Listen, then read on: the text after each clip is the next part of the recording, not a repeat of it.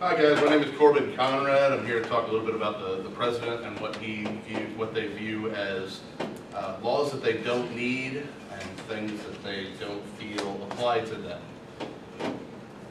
Now, my points of discussion today, I'm going to talk about the Constitution, Congress giving away its powers, how presidents don't take laws seriously, the laws Bush has ignored, and the laws Obama has ignored.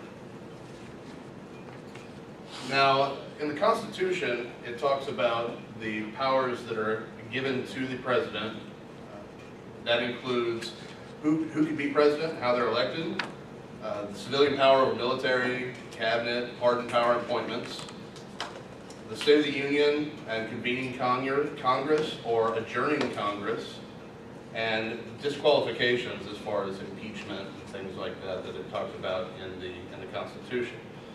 Now, if you notice, what it includes here doesn't say exactly what their abilities are and things that they can do.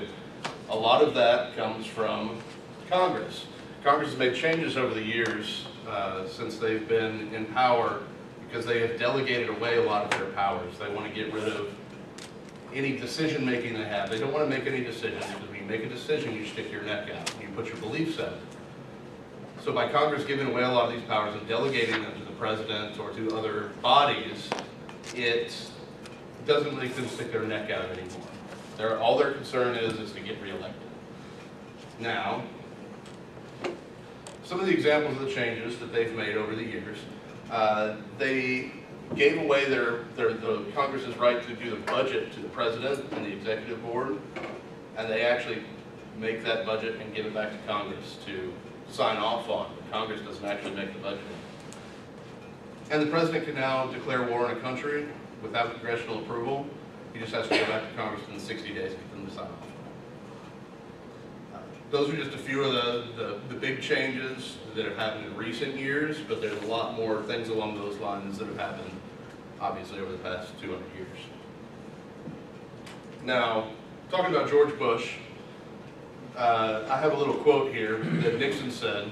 It says, when the president does it, that means it's not illegal. They sign it into practice, they sign it into policy, things like that. And Nixon said that, obviously, during the Watergate scandal.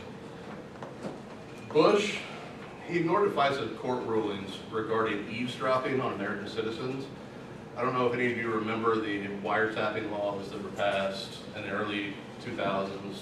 They could wiretap anyone shortly after the terrorist campaign and everything else. FISA says, we put a law in place to protect innocent Americans, allowing the president to wiretap for national security, but requiring a court approval within days. So the president has the right to wiretap, but they have to go to this judicial court system and fill out paperwork, and they will be approved. Now, FISA has never, since the 70s is when the FISA got put in, they have never said no to the president. But Bush decided that he didn't need to ask for permission. He just decided to go and wiretap anybody he wanted to, whether you have rights or not as a citizen, he didn't care.